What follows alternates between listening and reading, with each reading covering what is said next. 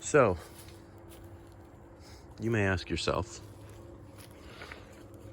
Paladin, how on earth can you still be an optimist with everything that's going on? How can you still possibly have hope? I'm pretty lucky. I'm pretty lucky where I live. I'm pretty lucky where I was born. I'm pretty lucky. There's no other word for it. Yeah, get some. Yeah, you hear that? That's 5 a.m. Dude's going to work. Kiss my ass. That's badass. Okay.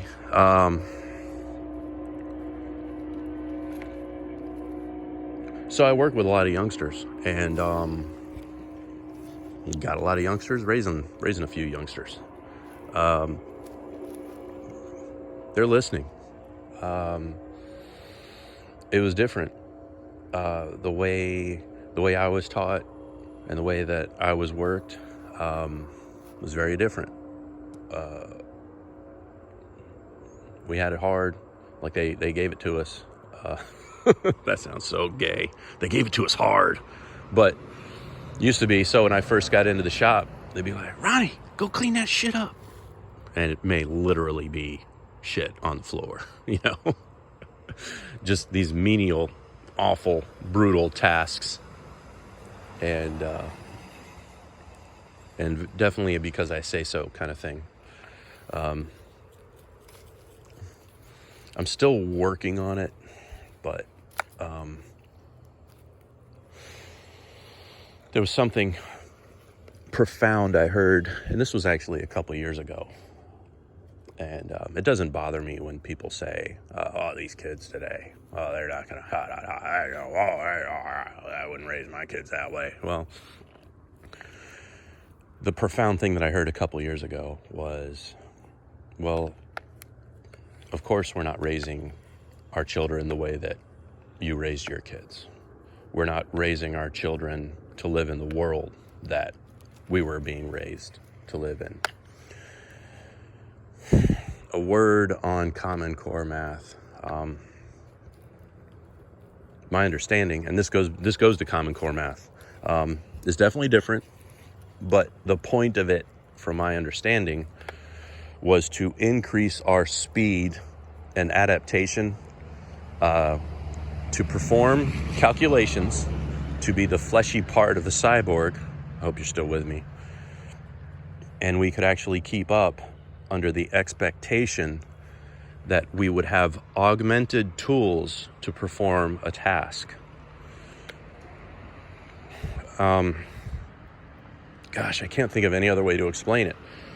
That old thing that we were told when we were kids. Now I'm saying this as a near 50-year-old, maybe a 50-year-old. Don't want you guys centering in on me too hard.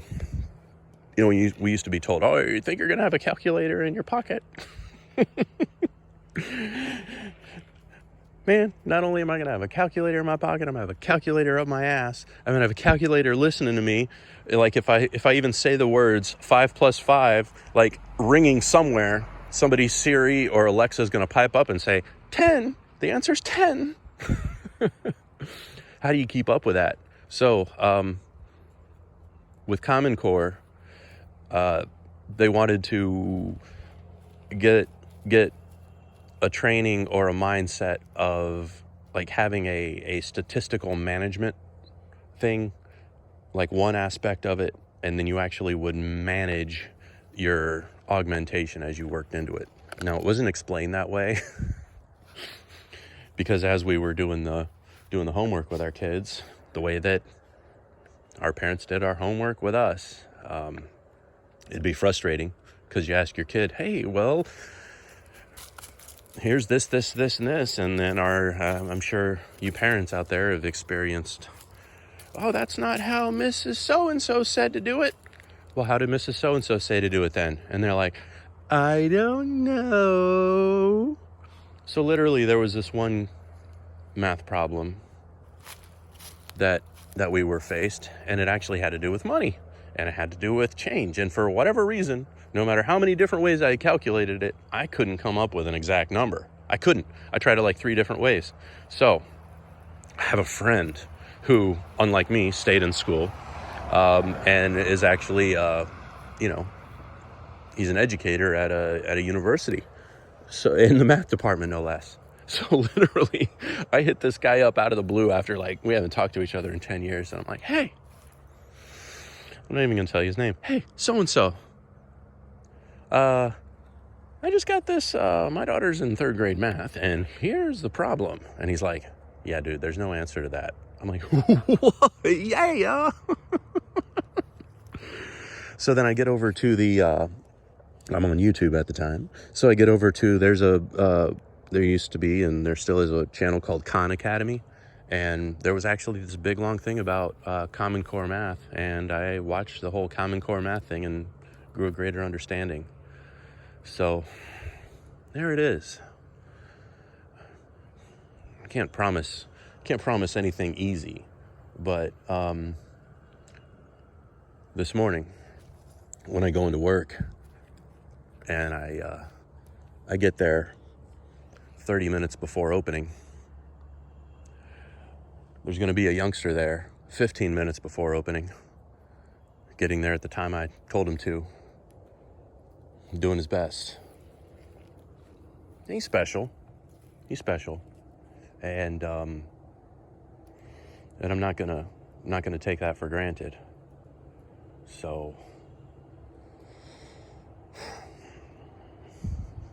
to quote Mr. Rogers, he talked about natural disasters, and he tells this story about he was young when he was young, and he's talking to his mom about natural disasters, and he said, these terrible events, and you wonder why and how these things can happen. So I asked my mom's about it, and she said, if you look around, you'll see the people helping. You'll see the people giving it their all.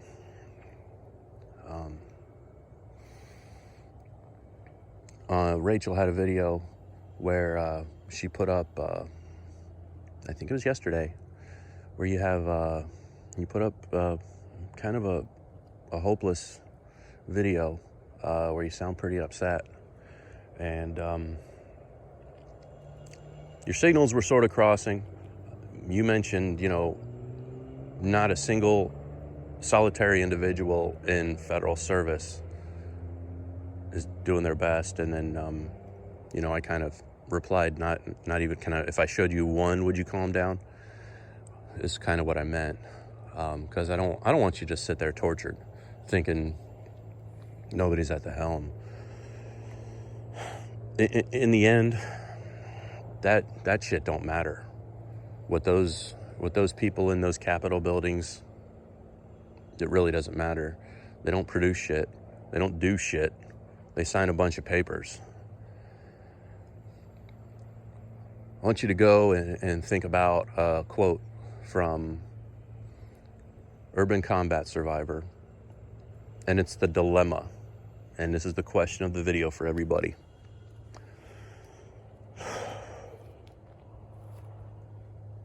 And it comes from that series. What the hell is that series called? The one with the dragon and the gal with the good-looking boobs takes her shirt off, and her brother gets like the gold poured on his head, and there's a bunch of dragons and the Great White North and Jon Snow and the Battle of the Bastards.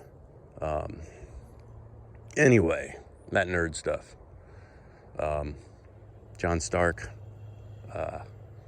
Lord Tyrion, Hand of the King. Dude banging his sister. That's pretty weird. Jamie Lassiter, though, what a freaking badass. I'm just going to say it. There's some good philosophy there. But here was the thing. Here's the dilemma. And here's the question of the video, and I'm going to close it at this. The king, the wealthy merchant, and the sellsword. Who has the power?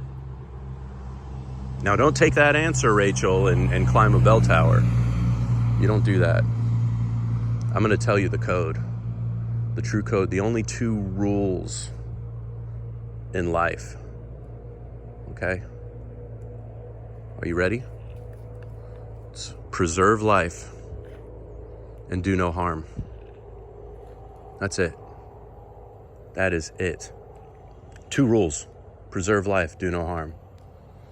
So if you're ever faced with a dilemma and you're down in there and you really, really don't know what to do and you're a dangerous motherfucker like I know you are, and these two rules are very important for dangerous motherfuckers like you, okay? And you think, will my action preserve life?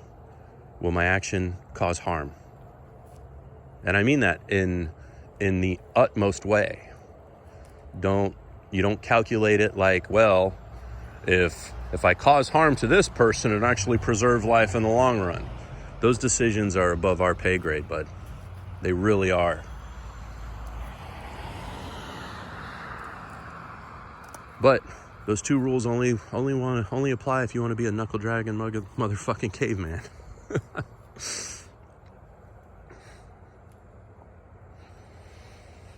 All right.